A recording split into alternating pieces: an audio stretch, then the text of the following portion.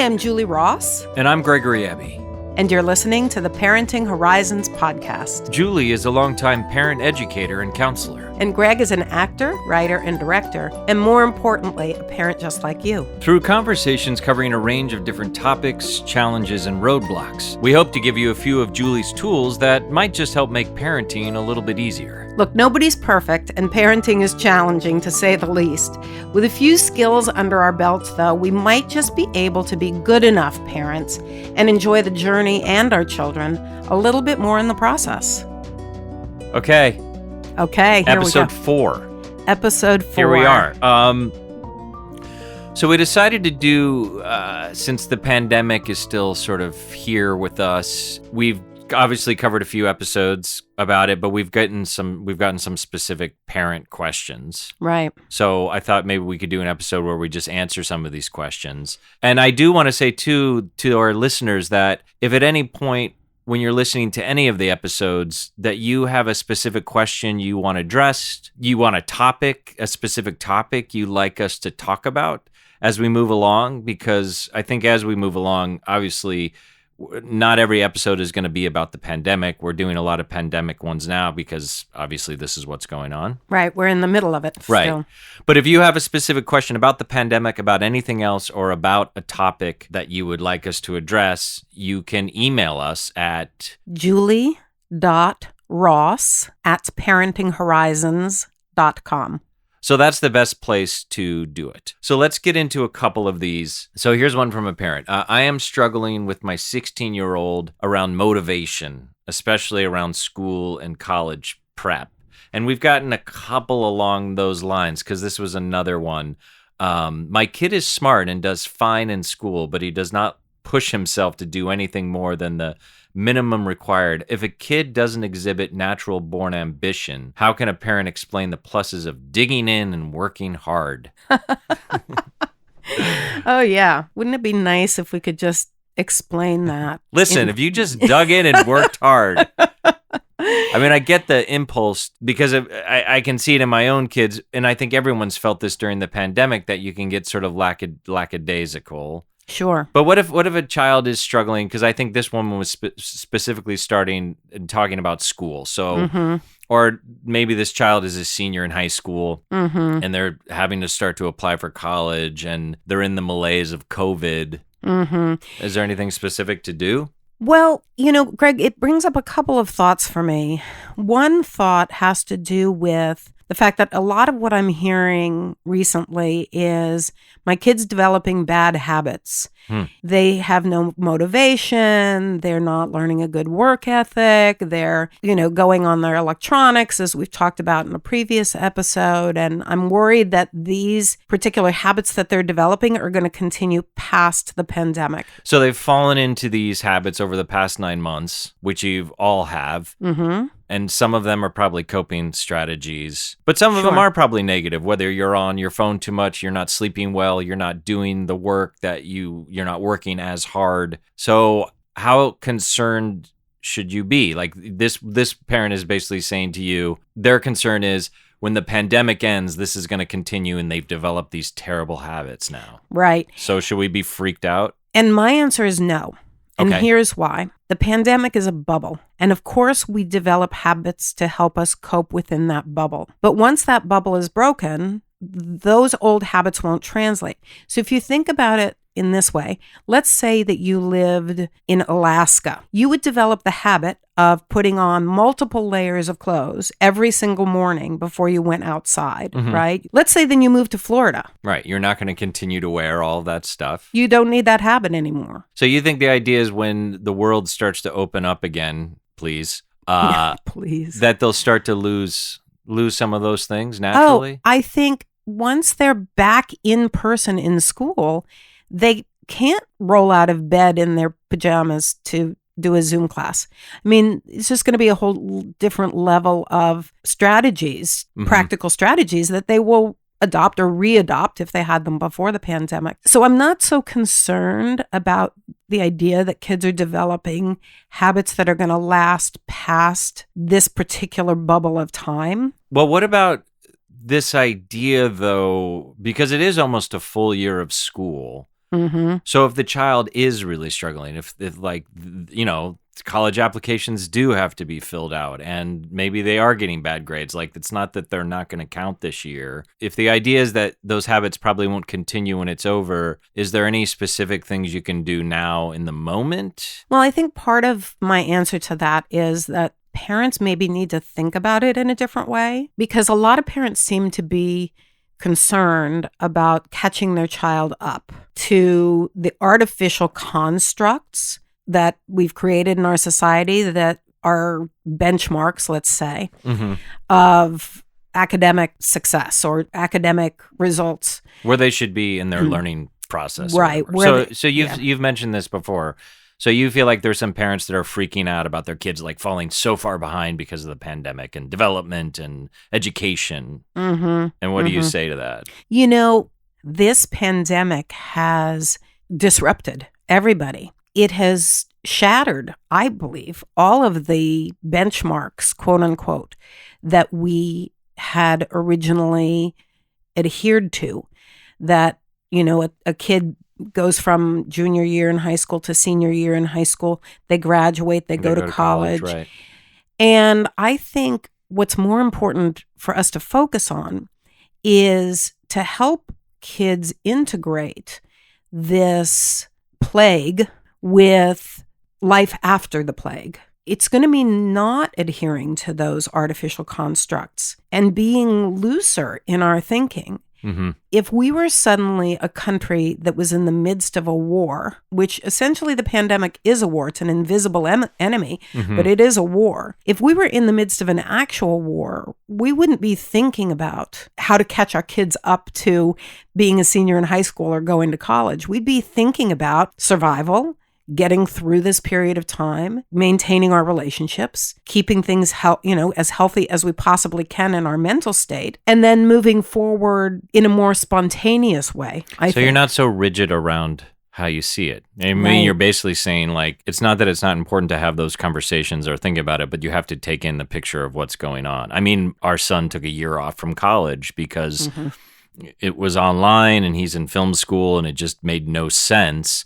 And you can say like, oh my gosh, he's going to fall. Now he's a year behind. I mean, I think we recognize that he's not going to thrive. He didn't want to do it. He was like, I can't deal with this. But also that he'll remember this year and he made a short film and there were other opportunities that have come up for him, even just emotionally. And it seems like what you're saying is that we need to stay open to what the reality is maybe and not fall into rigid ideas of where the child should be. I that's absolutely what I'm saying. And one of the main reasons for that, Greg, is what I'm seeing is that parents are shaming their kids. I know what you mean, but what would you say when you say parents are shaming their kids? So they're on their kids so much about what their grades are and how their grades may have dropped and whether they're working hard enough, doing enough homework. Yeah, exactly. That what I'm seeing is a group of kids who are in what I would call a shame spiral. What's important to note about that is that shame is something that's felt almost physically by a person. When we feel shame, we will do anything to avoid the shame.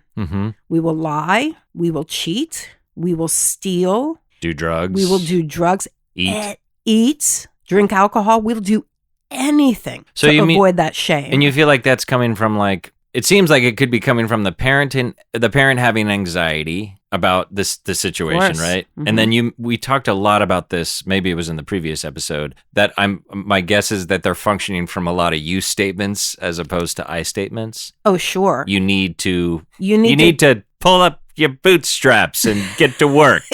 You lazy. Oh, yeah. And name calling is coming into it. You're lazy. You're stupid. You're not working hard enough. You're not working hard enough. You're jeopardizing your future. Yes. And the kid poor kids. Is just going to retreat from that. Oh my gosh. They just get they spiral down. It's like digging a hole and throwing them down in it. And there's no ladder to get out. They just feel completely stuck in the dark. So what are they doing? They're giving up.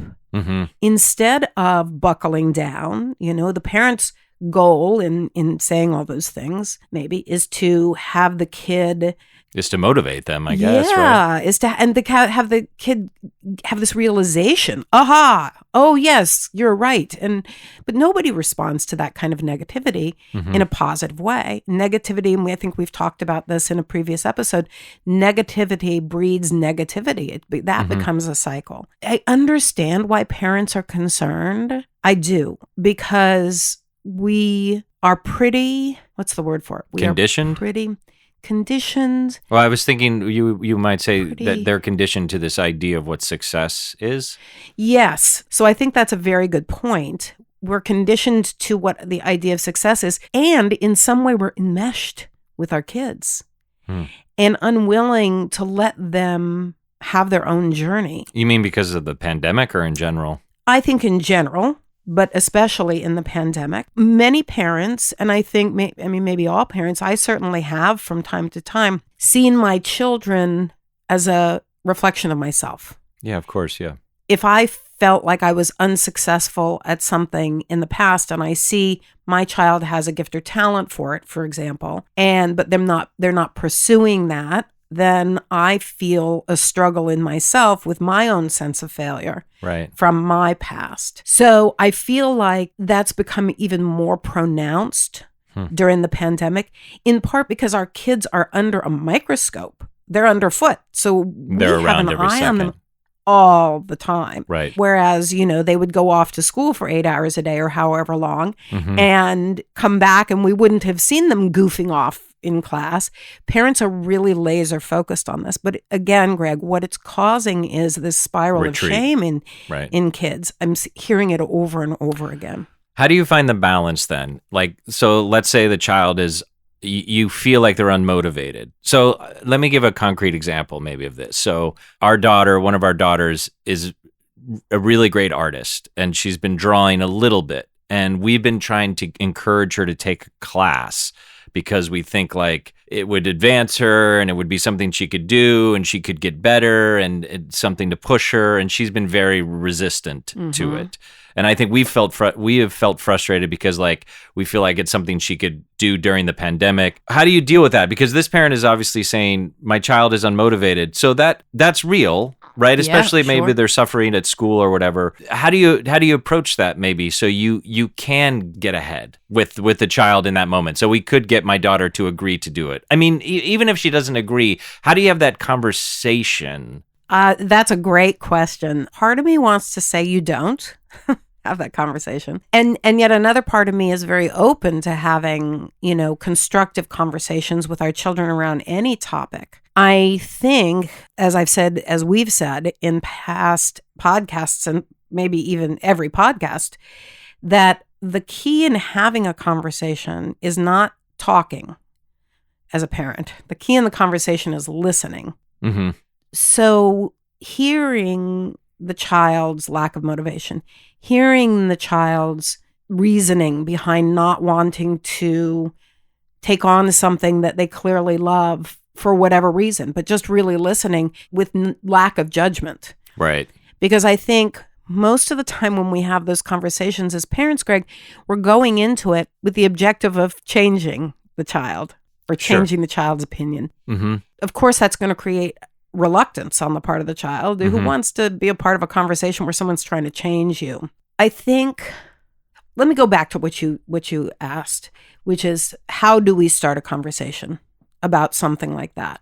And I'm going to say there's two components. The first component as parents is I think we have to adopt the attitude that COVID time is not a time to take on new things and perfect things. Right. It's not like, oh, good, you have all this extra time. You don't now you're going to become a master artist. Exactly.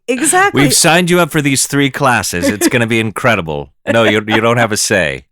Right, exactly. Well, no, that makes perfect sense. I love that. Language. Right. You're right. Like this is not the time. I mean, we're like literally in a worldwide trauma, essentially. Yes. So that's great. So we have to change our attitude about it. Now, if you still want to have a conversation, I mean, let's say it's not even about something extracurricular. Let's say it's about something as fundamental as your kid is failing some classes, right? Sure, which could be a reality. I'm sure some kids have really struggled with this. Of course. The stakes are higher then, I would say, than if we're talking about something or that's like optional. This woman said around college. Maybe he's like not dealing with like applying to school and stuff and dealing with applying to colleges.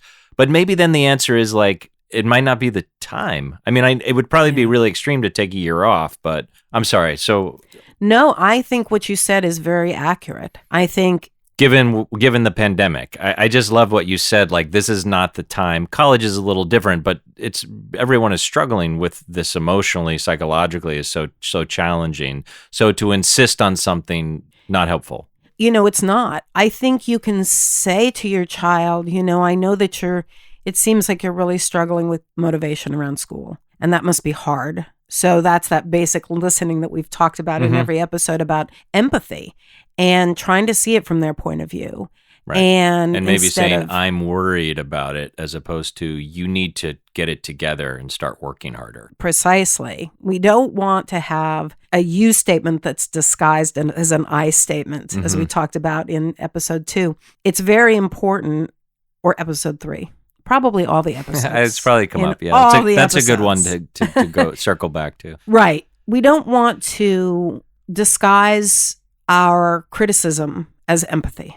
So if we're coming at this from the point of view of, I want you to change, I want you to find a way to motivate yourself, versus we're coming at this from the point of view of, you seem unhappy. And, what's this experience being, what is being in a pandemic? What is that experience like for you? And is there any way that I can help?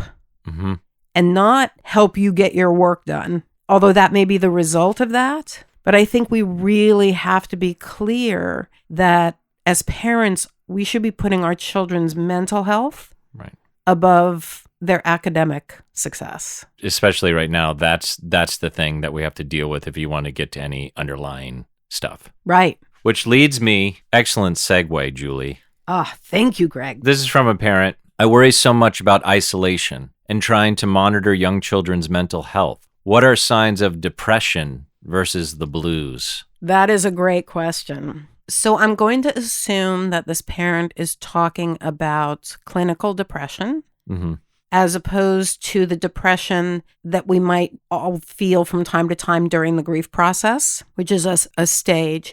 So when we're talking about clinical depression, we're really talking about seeing a trend that lasts for 2 weeks or more, and pretty much every day. So it could be sleeping all day, not being able to get out of bed. It could be crying on a daily basis. And again, we're talking 2 weeks. It could be, I don't want to say lack of motivation because I think a lot of kids, that's part of their pandemic response to remote schooling. I think that, it's very hard for some kids to do remote schooling.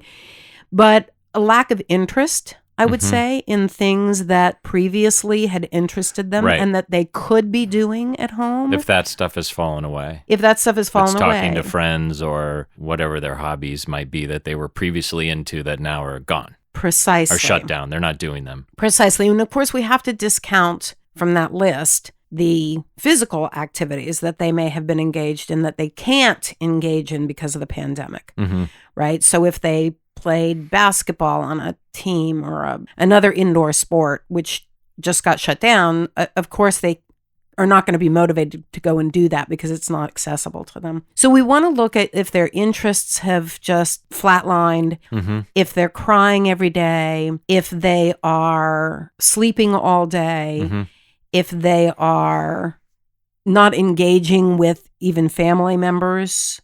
Well, and it seems like the key to that, too, what you've said, is that if it's over a certain period of time, because everyone's going to have a day or even 2 where they might be in a malaise. Or even a week, right? I mean, for myself, I've had a week-long, stint of just being like, well, I just can't. I can't deal. I can't deal. Right. It's too much. Mm-hmm. I don't want to deal. And I even get cranky about it. I'm not going to do that. So that's understandable. But when we really want to look at a period of 2 weeks, that to me then says that this should be evaluated by a professional. I guess that's the next question then. So if you're in that situation, and we can talk about what the blues is differently, but if you feel the child's in a depression, then it's time to seek potentially professional help, which would be a therapist, potentially, maybe. Yeah, or an evaluation.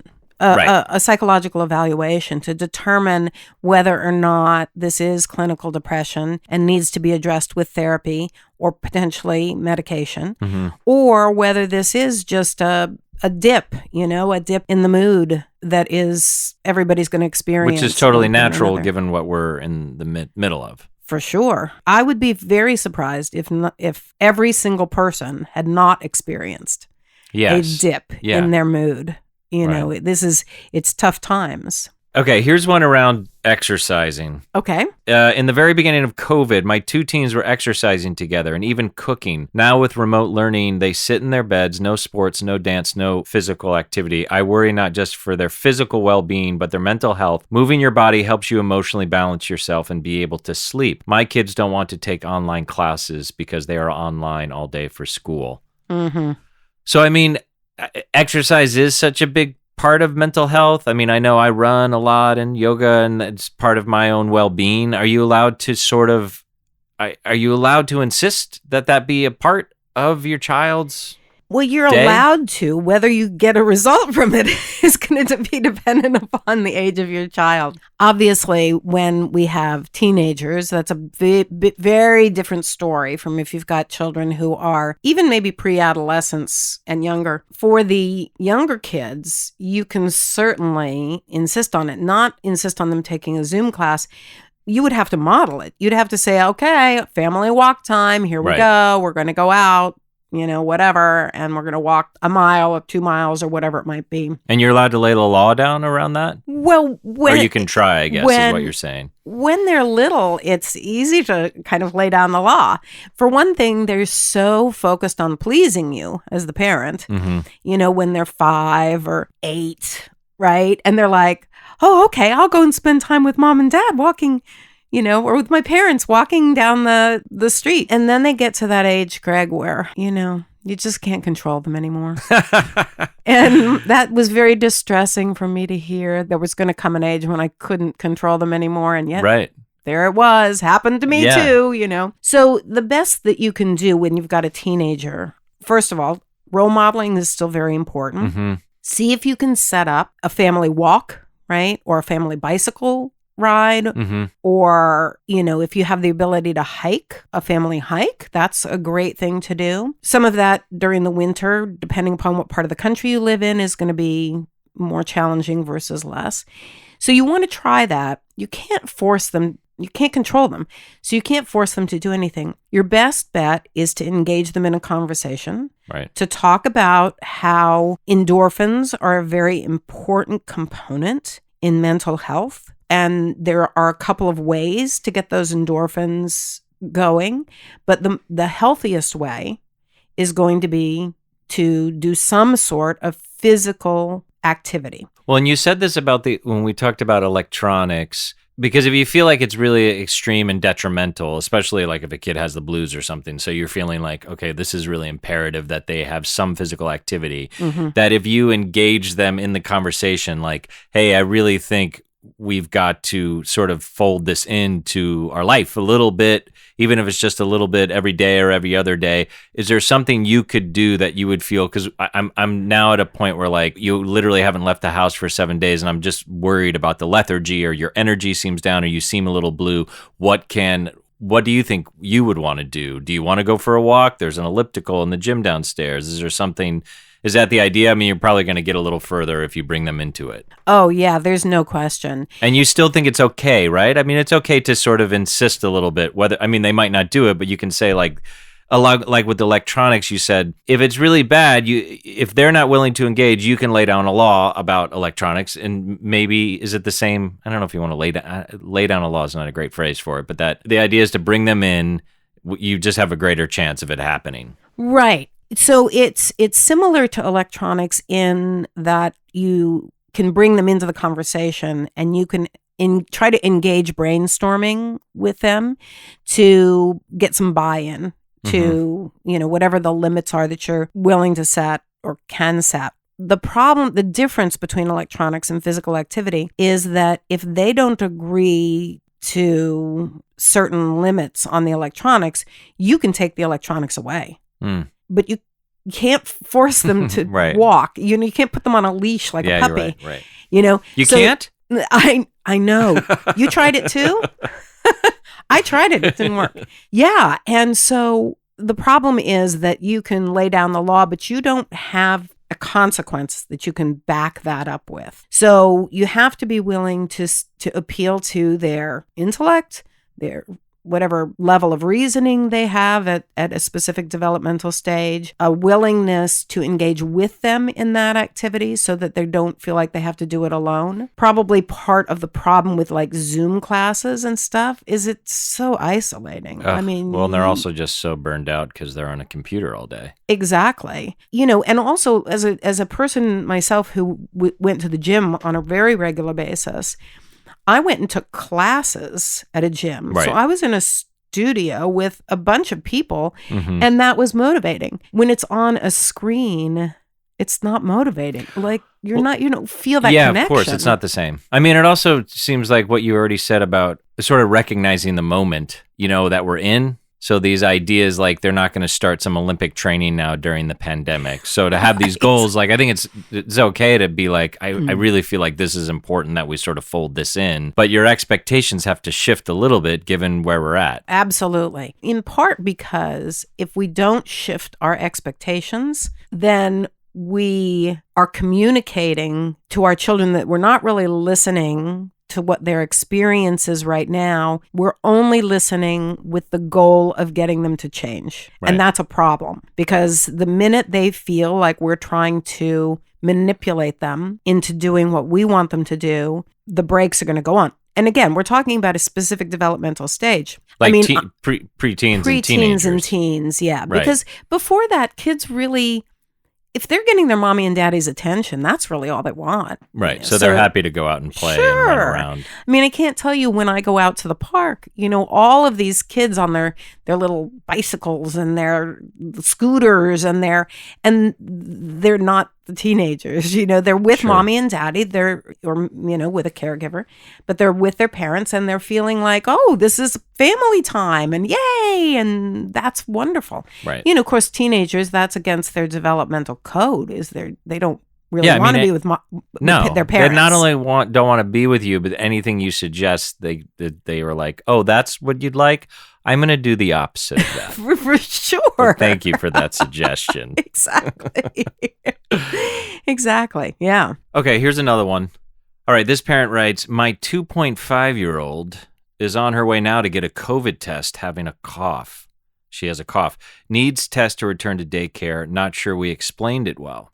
She was so much younger when this all started, and we didn't need to really explain much. She will be 3 in December, though, and more there are things coming up we need to explain. Testing, staying home from daycare, keeping thumb out of your mouth, seeing family indoors at times and outsides at others. I want to explain in a clear way, in a way that is clear, appropriate, but not oversharing and not colored with all our adult worry. That's a good one because my kids are older, so it's not something I think about. So, wow, I don't know. I'm glad that you're here because I have no idea about this one. If you have a 2 or 3-year-old, how much are you talking about COVID? Well, you're talking about it as much as they need or want to talk about it. So you're letting them lead it. Yeah, and this kind of falls into the category of how to talk about difficult subjects with a child at any age. Okay. Because there's kind of rules of thumb. You want to be truthful, keep it simple, and then answer only the questions that you're asked. Okay. So be truthful, keep it simple, answer only the questions you're asked. Because my guess is sometimes parents feel this obligation to go overboard. Oh, yeah. And is this true of any age, or you're talking more developmentally that idea with younger kids? Every age. Okay. Because parents have a tendency, as you said, to go overboard in the form of over talking. And over talking about a subject communicates itself to the other person as anxiety about it. As you should worry about this because I'm going to have to explain it. And I'm going to explain every detail to you. And I'm going to tell you using lots and lots of words. And some of them will be scientific words and some of them will just be words to fill in all the gaps you've said, because I'm scared to stop. There's a huge percentage of how you communicate is also with your body language. So you're saying that the child is internalizing all this anxiety. Oh, yeah, absolutely. And fail.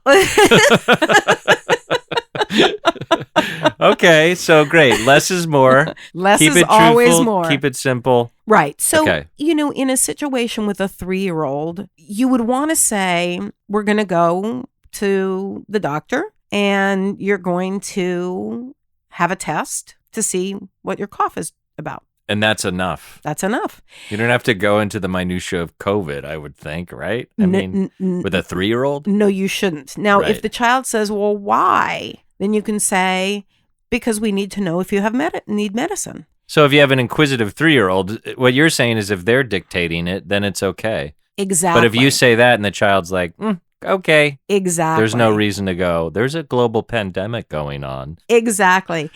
And, kind of to the point of you need to make sure that you understand the question your child is asking. And the story what does that mean? What do you mean? Understand the question? Yeah, the story that I like to tell about this, Greg, is about a preschooler who said to their parent, where did I come from? And so the parent, goes, okay. We're ready. This is going to be the big talk, right? About how babies are made. Well, you came from, in that particular case, mommy's womb. And the way you got there was, the sperm met the egg. And, and the child's just looking at this parent like, what are you talking about? And finally the child said, no, Susie came from Georgia. Where did I come from? So they'd had a classmate who said, I'm from Georgia, or I'm from, wherever, North Dakota. And so they're like, well, where did I come from? And that was all it was. And that was all it was. And so the parent filled in all of these gaps and the kid's just deer in the headlights. What are you even talking about? Right. So in situations like that, where the question could be vague, there's 2 ways to approach that. The first is to say, well, what do you mean? Where did you come from? Right. Or, what do you mean? Why do we need to get a test at the doctor? Just a very simple question. Or if you start an explanation, really pay attention to your child's facial expression. And if they just look completely lost. Yeah, you're off. Yeah, you're off. Here's another story that I think is kind of funny too. My daughter, when she was about 5 or whatever, she said, Mommy, what's an eighth? An eighth? Well, that's what I thought she said. Okay. And I said, oh my gosh, she's brilliant. She's thinking fractions. I said, well, if you take a pizza, right? And you have 8 people. And they all want a slice of pizza. You cut it into 8 different slices. And you give one person, a slice, and that's an eighth. She said, I don't understand. I said, okay, well, let's say you have a cake. Maybe pick a different food. Maybe I just picked a different food. And you cut it up. I went through the same explanation like 3 different times with three different food groups. And she's still looking at me. She goes, no, Mommy, what is an ape? And I was like, holy cow. Okay. So I had no idea what she was really asking. And that's a funny explanation, right? That's, but we often, because of what our thoughts are or where we are mentally or emotionally, we interpret our children's questions in a particular way. Right. So to make sure that you're answering the question you've actually been asked, it's okay to say, what do you would actually... Get some clarity around it. You can get some clarity around it so that you don't go meandering off into this direction, which is funny when we're talking about apes versus fractions. Right. But not necessarily going to be so funny when we're talking about a global pandemic. Or and sex. Trying to explain it, or sex, and trying to explain that to a child before they're really ready to hear any of that. So do you feel like how is it different with a 2.5-year-old and a 17-year-old, 16-year-old? I mean, it's the same ideas, obviously, I guess is what you're saying. You can still say, keep it truthful, keep it simple. Only answer the questions you're asked still? Well, yes. But what changes, I think, is what questions you're asked by a 17-year-old versus a 3-year-old, right? So, or what information, what difficult information you might need to convey to a 17-year-old versus a 3-year-old. So with a 17-year-old, some of the ways in which this might be helpful is if unfortunately you're having to tell them about someone who has a terminal illness, you want to be truthful, you want to be simple, and then you want to leave room for them to ask the questions. Same thing if you're getting divorced, right? You want to be truthful, one sentence. You want to keep it, use the terminology. You want to keep it simple, one sentence or two sentences. So the child doesn't get overwhelmed, I guess, right? Right, exactly. Okay. Or the teen. So this is great. So this is any big topic. This is how you should approach it. Any big topic. And so that you can say, and you pause and you say, tell me what questions you have. The pausing is the key, right? I mean, that's the key. Of course. To keep you from over talking. Right. Because your anxiety takes over and... Yeah, exactly. So I think that's it's a great question on the part of this parent who has a 2.5-year-old, who's turning 3 and now, more aware of the world that's going on, because it's applicable, but in different circumstances, to children across the broad spectrum of developmental stages. I think it's actually great. Well, I like what she said about, because she wants to make sure she's boundaried around it. And I guess the idea, it's a great idea that you don't want to go the other direction and be in denial. Like, let's pretend like nothing's happening, which, I know a lot of parents can be like that too. It's like the bury the head in the sand, which is going to have its own repercussions for the kid, right? But you don't need to over-explain either. That just seems like a really simple rule to follow, to say truthful, simple, answer the only questions you can, because I think that's the idea, is that you have an honest conversation about it, but you don't want to get overwhelming either. Absolutely. And, a lot of time what happens is that it does overwhelm the child. The child, whether they're a teen or a toddler, only has the capacity to take in a certain amount of information before they shut it out. So this ensures that you keep that valve free so that they can open it, get a little bit of information, and then shut it, so that they have the ability to process what you told them before they think about the next thing. Right. And they also might even come back to you later on, right? Oh, yeah. If they have more questions. Yeah. And actually, parents should encourage that. Parents should say, if you have any further questions, I'm always here to answer, or your other parent is always here to answer. Thanks for listening to the Parenting Horizons podcast. If you enjoyed today's episode, please share with your family and friends. And if you'd like to hear more about Julie's work, join one of her parenting groups, or see about individual counseling, please visit parentinghorizons.com. Or you can email Julie at julie.ross@parentinghorizons.com. See you next time.